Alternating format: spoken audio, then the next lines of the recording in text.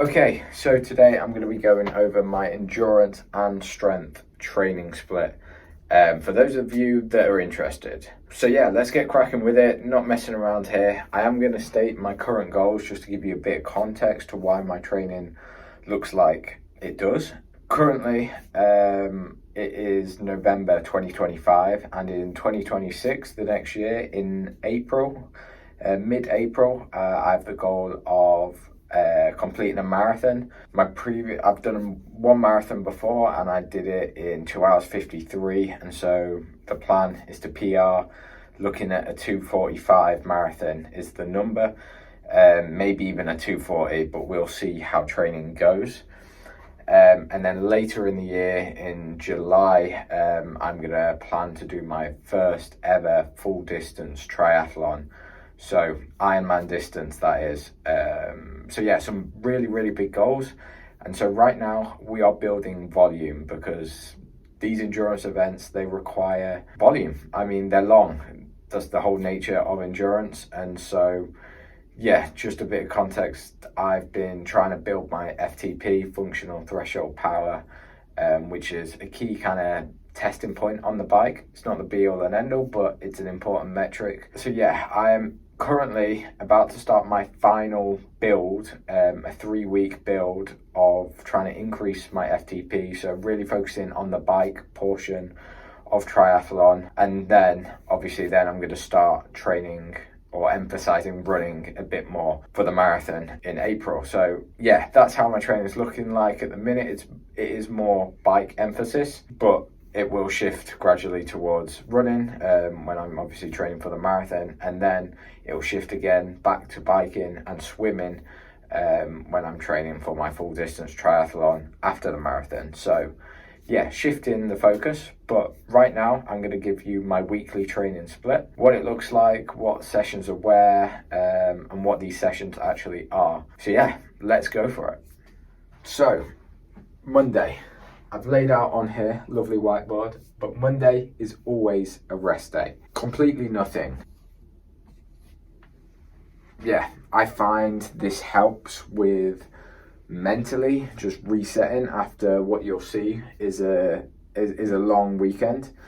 And yeah, honestly, it helps prevent to some extent any overtraining, and just keeps me fresh. It's a mental reset, and yeah, that's really it. It's been something I implemented. I used to neglect it and be like, oh, I should always be doing something, but honestly, complete rest day.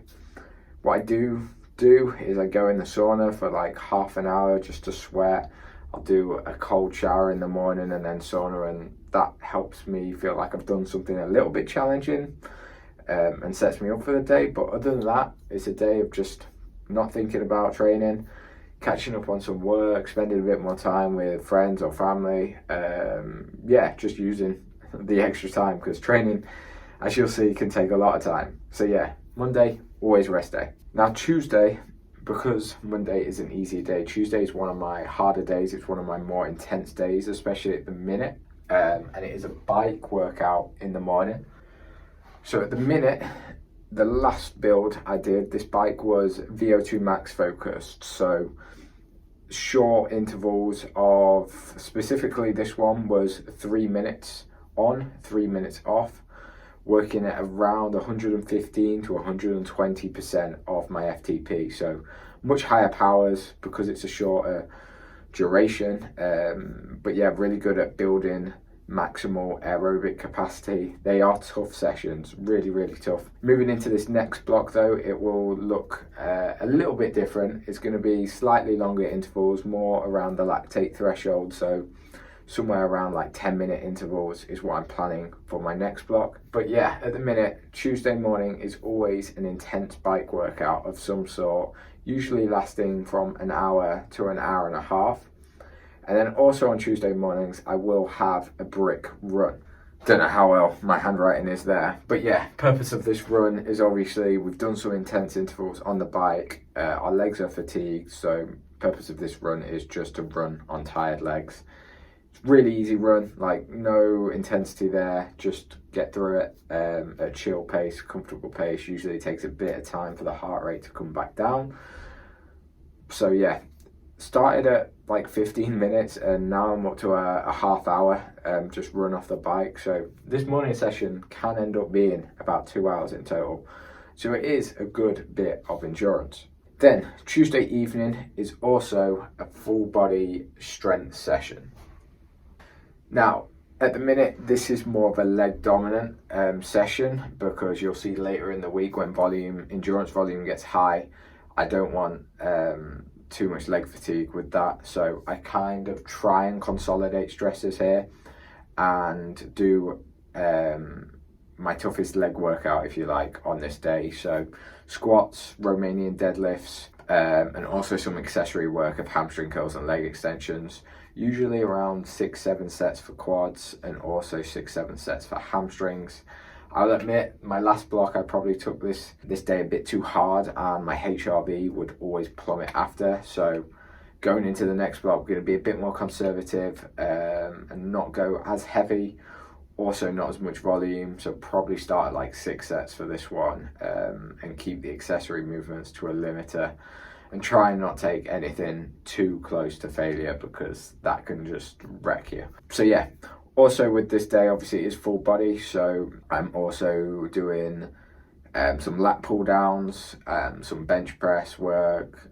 For the next block, it'll be incline dumbbell bench press. And then I also have a bit of arm work as well because why not? But yeah, Tuesday is a pretty hard day. So moving on to Wednesday, because Tuesday's a hard day, Wednesday is more of an easier day. At the minute, this is going to be an endurance swim. So I have been increasing my swim volume and my last Wednesday swim was actually 3.7k, which is the longest I've ever swam. I think that was 5 lots of 500 meters. About a CSS plus 5 pace, so pretty steady effort. And then I also finished with 12 rounds of 25 meter, like just fast and efficient, getting that arm turnover whilst fatigued. But yeah, Wednesday's pretty chill, a bit more endurance focused, and obviously swimming is low impact because on Tuesday the whole of my body's taking a pretty big hit. I will also do a light gym session on Wednesday, more of an accessory focused and core especially. Core and lateral raises, just because I typically just don't do them on a full body. It's way too taxing, so I just get this in on a separate day. So yeah, that's Wednesday done. Moving on to Thursday. Again, Wednesday, easier day. So then Thursday is a harder day. Starting, like say, I'm emphasizing the bike at the minute. So this day starts with a harder bike workout, specifically sweet spot work. Which is around 88 to 94% of your FTP. So it's below threshold, but only just. So it's like really, really close to it. And obviously this is really important for Ironmans and 70.3 as well, where you're not pushing to your max where you can't sustain it, but you're just under that line. And so yeah, it's really important to get comfortable at this power output and build the duration that you can spend at it as well. So yeah, this session typically lasts an hour to an hour and a half as well. And then in the afternoon, I will also do a run session. Now, in my previous block, I did a run interval session of around tempo work. However, that intensity, I won't lie, killed me. It was way too much in one day. It was way too dense of an intensity spike. And yeah, the run session wasn't really productive. It was running fatigued, but I think I did start noticing niggles and slight things that might come up and develop as injuries. So for now, this run is just kept easy. I do include some strides in there just for some leg turnover and a tiny bit of speed work, but obviously no kind of like anaerobic development from that because it's just not sustained. It's really, really short, like 15 seconds. But yeah, this run session is usually about an hour. In my next block, I'm going to look to try and get this to about 75 minutes as well. So again, just trying to build that volume before we then add some intensity when we go into marathon training. Moving on to Friday. Friday morning is a swim workout. Now, this is the hard swim of the week. This is threshold based. In my last block, I was doing 200 meter intervals, 100 meter intervals, and 50 meter intervals. So, like the descending pyramids. In my next block, because I'm quite far out from the Ironman, I'm planning on doing 100s, but only with like a short rest of 20 seconds. So, still getting that like lactate threshold stimulus, but yeah, just trying to do 100s quick and consistently. So probably going to start at like 16 to 18 rounds of 100s and build up to 20, maybe even 24. Obviously, I'm just speaking hypothetically here. I've got to see how I feel going into the session. I might add set breaks in there, so for example, do 5 100s hard and then 1 easy, and then repeat that as a way to get more volume without it being too taxing. But yeah, Friday's swim is going to be around 3K, maybe pushing 3.5K. And then Friday afternoon or midday, we do have another gym session.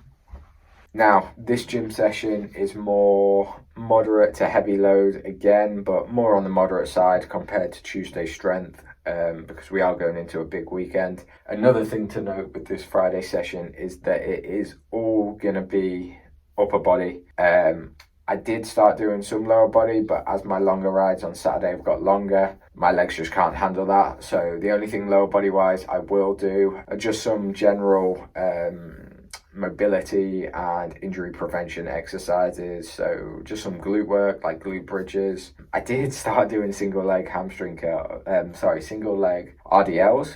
with literally no weight, and to be honest, that killed my legs as well. Like just that eccentric part of lowering it, my legs were too fatigued with that. So yeah, just doing a bit of glute activation, some movement prep, a little bit of balance in there, maybe a bit of work for the calves and tips, but nothing crazy at all on the lower body.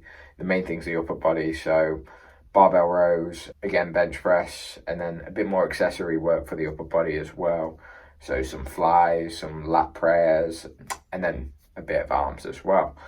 So pretty chill session, not too bad, working in the rep range of about 8 to 12, and like a moderate kind of rest interval. Don't want to be too fatigued going into the weekend. However, obviously I've done an upper body intense day in the morning, or intense workout in the morning, and so therefore I do, like I say, try and consolidate stressors, and I'll do an intense upper body workout. So yeah, that doesn't really interfere with Saturday's session.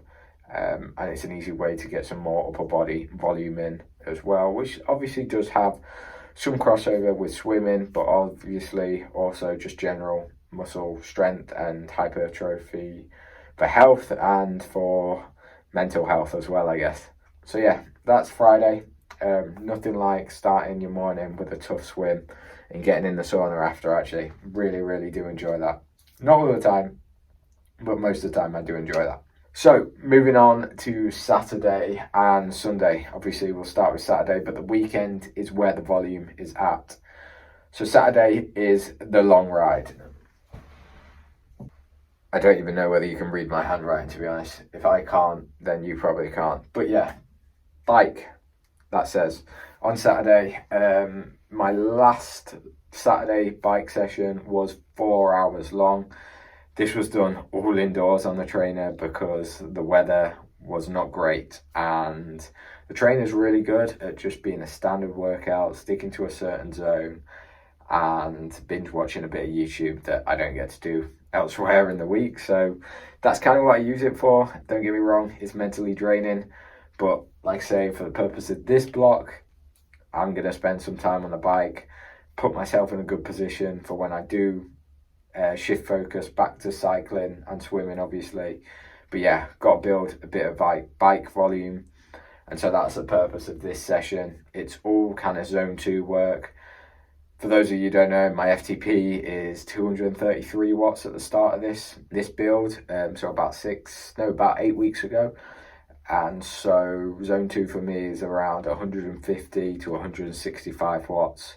So I'll just sit there for the majority of the ride. And yeah, heart rate's usually from 135 to 140, and it's been getting lower with the same power. So it's a good sign of efficiency, and maybe just because it's getting colder in my room as well. But yeah, spending time on the bike is what Saturday is about. And we also do treat ourselves to a little run off the bike on a Saturday now as well. Nothing crazy, literally just a 15-minute brick session.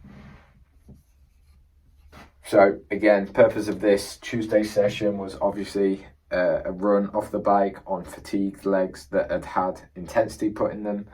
This one is just because of volume in them, and so this run is just a relaxed, easy spending time on fatigued legs. Now, moving on to the final day, which is Sunday. There we go. Of course, Sunday is going to be the long run. We have a long bike on Saturday. We do a long run on Sunday. My last block, this got up to 1 hour and 40 minutes. And so this next block, I'm going to get to hopefully about 1 hour 55, maybe 2 hours, but 2 hours might be pushing it, to be honest. But yeah, just time on feet.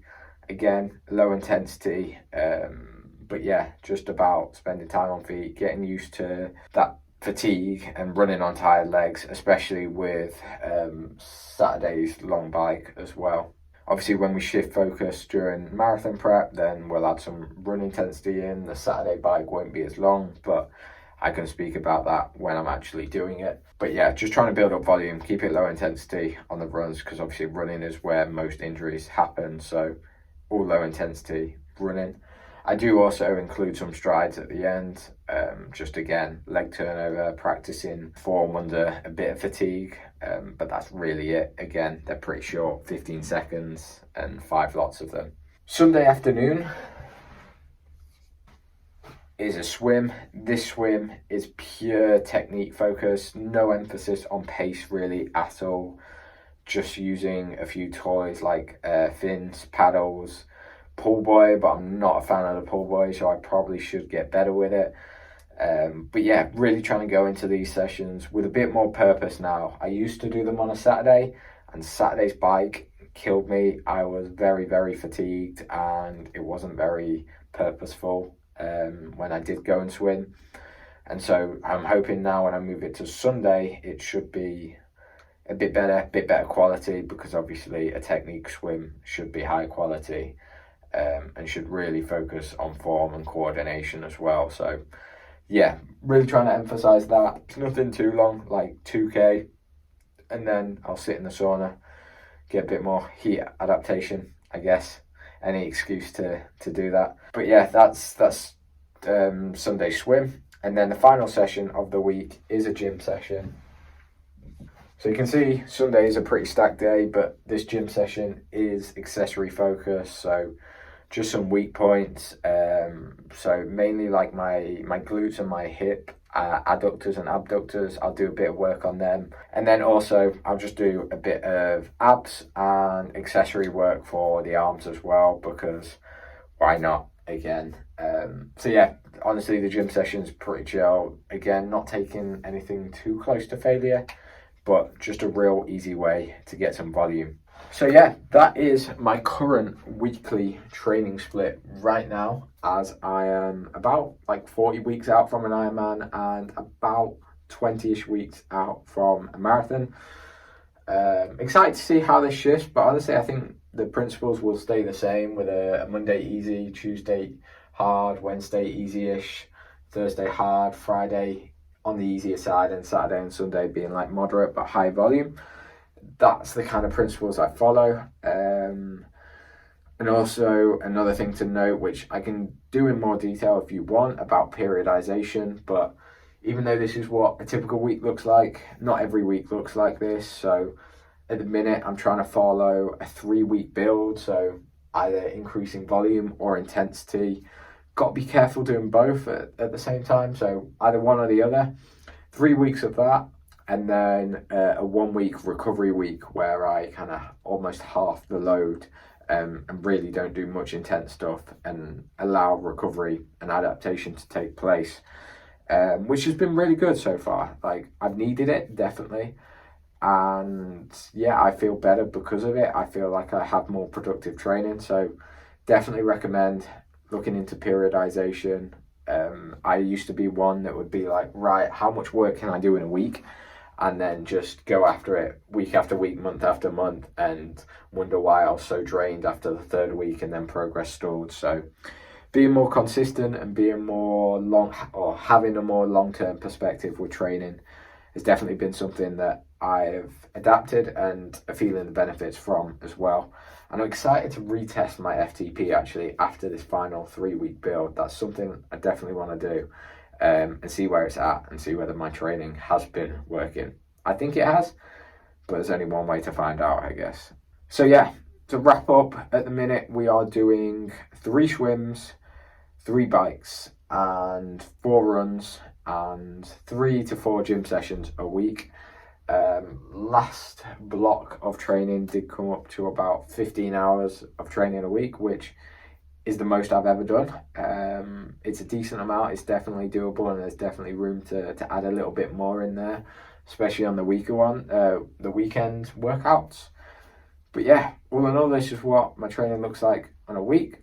Obviously, plan to keep progressing and keep you guys updated. Please do let me know if there's anything you want to see about training, about my nutrition, like I said, about periodization. Honestly, just let me know down below and I'll try and do a video on it. But also let me know what your goals are down below. And yeah, as always, thank you for watching.